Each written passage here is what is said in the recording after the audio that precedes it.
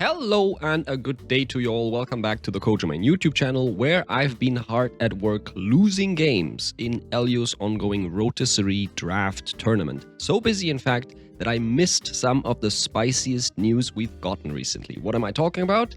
This. A new article on the Altered website with all sorts of info about the upcoming set, Whispers from the Maze. Now, this released on April 11th. But I missed most of it because I only saw the email version of this, which had a lot less info. And now I looked over it again to make a little video about the card previews and realized that there's a whole lot of stuff in here beyond just these 3 previews. So let's take a look.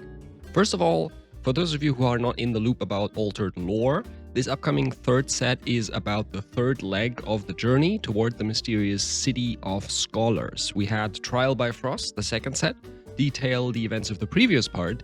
Now it's time to see what this City of Scholars actually is about. Here's how the official website introduces the story for the set. Leaving the Nilam and the snowy wastes surrounding it behind, the expeditions continue their journey forward in search of the City of Scholars, a location rumored to hold the answers to the source of the tumult. Upon its discovery, the city is eerily empty and abandoned. At its center, a vast chasm yawns open, so deep that its bottom is lost in shadow. The promise of answers is compelling, however, and our heroes will have to travel down to explore the mysteries of the maze below. So there you have it, guys, the theme of the set, taking vibes from Dungeons & Dragons, you know, the Yawning Portal, the Dungeon of the Mad Mage, or the Underground in Tears of the Kingdom. Without a doubt, a very cool backdrop for a set. And before the article goes into actual card previews, we get these 6 illustrations for cards that really manage to get the theme of the set across. I mean, just look at these. They're amazing. Maybe I'm biased because I'm an artist, but I absolutely love these, okay? And they give us a lot of room for speculation because you might assume that these 6 cards, most of them probably named characters from the set, likely include 1 card from each faction, right? Now, guessing the first one is easy. I mean, who, if not a Muna Druid, brings a freaking elk into a dungeon, and not only that, but also a horde of corgis as their entourage? Looks amazing. I assume this is one of the named characters, so basically what Saskia was in Trial by Frost. I'm assuming that there will be a cycle of at least 1 named character for each faction, like they did in Trial by Frost, because these are also the characters that appear in the lore of the set. So that would make sense.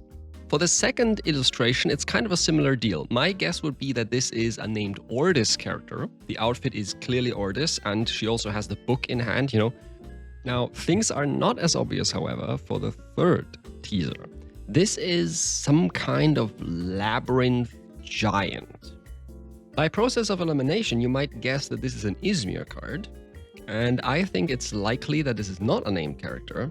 Probably more like a big top-end card, like Atlas or Shanlong, who, of course, you know, strictly speaking, these are also named characters. But what I mean by named character is a character from that set of explorer heroes, 1 from each faction, and they're sort of the protagonists of the story of the set. So yeah, that's what I mean. Now, the fourth picture is also very interesting, is a cute tiny rodent on the hunt for this yellow amber or sap of some kind. And as you can see, he has the engineering goggles and he's carrying what looks like Kelon cylinders on his back. So this is likely an Axiom card. I'm speculating that this yellow substance is an energy source of some kind. After all, the expedition has to run off some kind of energy, right? We had the whole theme of energy being explored by Vaike in the previous set. And besides, we got a teaser back in set 1 about how Kelon as an energy source is limited and threatening to run out. So maybe this amber is Axiom's new hope. Next up we have this dashing fellow. No doubt a mage and probably another named character, but it's not immediately obvious which faction he might belong to. I'm guessing Lyra because of this mask on his belt, but I think we'll have to wait and see. In any case, very cool, very dashing illustration. And that also rings true for the last one of this batch, obviously either a spell or a landmark, and judging from my faction assignment so far, likely a Bravos card. Now, I might be leaning out of the window a bit too far here, but to me, this has Lyra Festival vibes. So guys, hear me out. What if Lyra Festival is really only the first card in a cycle of 6? One festival for each faction, and this is the Bravos Festival. I mean, this might be copium, but I would love to get an alternate win con for Bravos. That sounds awesome. So I can't wait to find out more about this card in particular. Now, with these 6 illustrations dealt with, the article has another highlight lined up right after, namely 3 card previews for us to look at and talk about. So let's pull up the first one. This is Pastry Chef. For 3 mana or 5 from reserve, you get a 2/4/2 with this very curious line of text. Coming in from reserve, if I have 2 or more boosts, draw a card.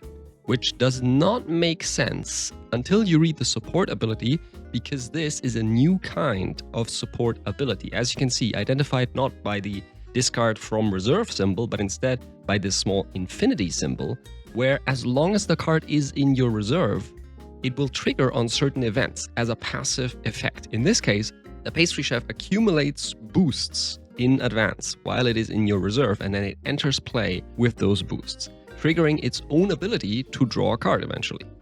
So this is obviously all sorts of interesting, right? There are so many possibilities to explore with this kind of new passive reserve ability effect. Sadly, this is the only card we know about so far that has this kind of ability, but I feel like this kind of reserve passive has a lot of potential. It feels kind of like the Icebound Landmarks from Trial by Frost, except that you take less of a tempo hit from playing them, since these are characters by themselves.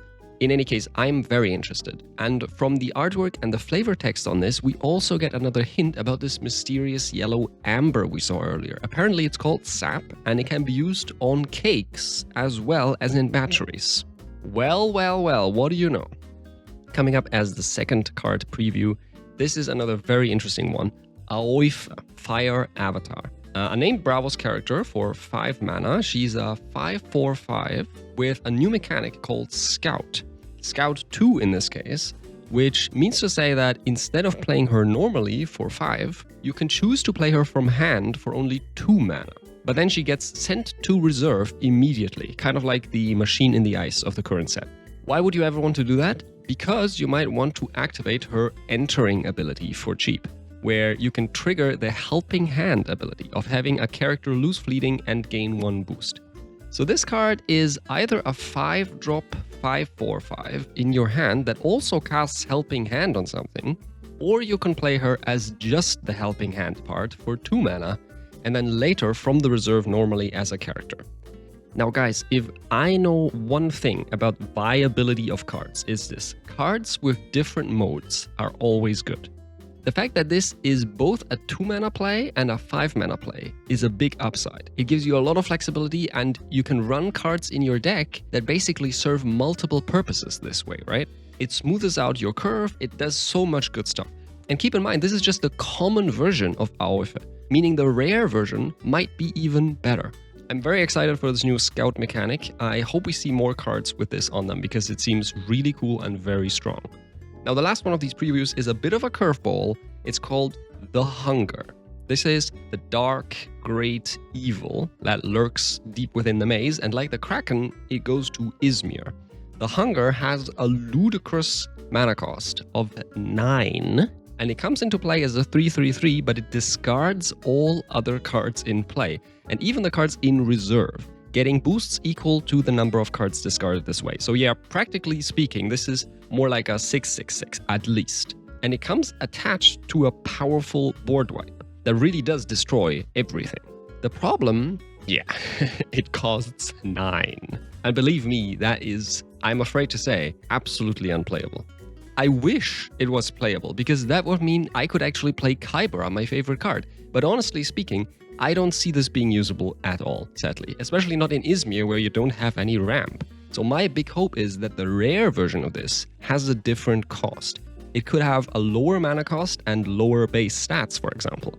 Remains to be seen. Definitely a cool character, but if the Kraken and Kybra and these other huge top-end cards are any indication, we'll probably not see any of this in competitive play. But hey, not everyone is into competitive play, right? There are other ways to enjoy the game, so this gets a thumbs up from me as well, especially looking at the rare version, which is probably pretty interesting.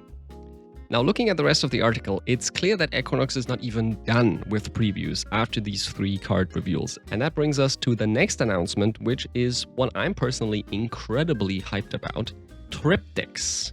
If you play MTG, you might be familiar with this, but basically these are sets of 3 cards where the illustration fits together so that they form one big artwork if you line them up. Again, maybe I'm biased because I'm an artist myself, and I definitely know people that play the game for the mechanics and not for the art, so stuff like this is lost on them, but damn, this is awesome. I can't wait to collect all of these Triptychs sets. This is getting me crazy hyped, I won't lie. And it also showcases another very cool theme of this set. As we've discussed, this set is about exploring this underground maze, but that's only half of it. The other half is the rest of the expedition trying to establish a colony among the remains of the City of the Scholars. And there are a lot of cards detailing the efforts of the people in this colony and their daily lives, like this Triptych set, which showcases the Bravo's culinary arts. Absolutely stellar. Now, rounding out this article, we also have an announcement about the new adventure track, which you can see here. Returning players will have already expected this, and yes, just like in Trial by Frost, we also get a newly illustrated adventure track from Whispers of the Maze, as you can see. Beautiful, but again, I fear this is something that certain players just don't really care about. Not me though, I love these. And with that, that brings us to basically the end of this article. There is some more info about pre-release kits and dates, but nothing too major. So there you have it, guys. If you ask me, the upcoming set is looking fantastic. I can't wait to hear more about it in the coming weeks, because at the end of the day, June 6th, the release date, is still quite a ways away. So we'll have to be patient for a while longer, but from what I've seen so far, I'm definitely hyped for this upcoming set. What do you guys think? Good, bad, expected, unexpected? Let's get a discussion going in the comments. I'll be back with another video as soon as possible. And until then, as usual, have a great time and I'll see you in the next one.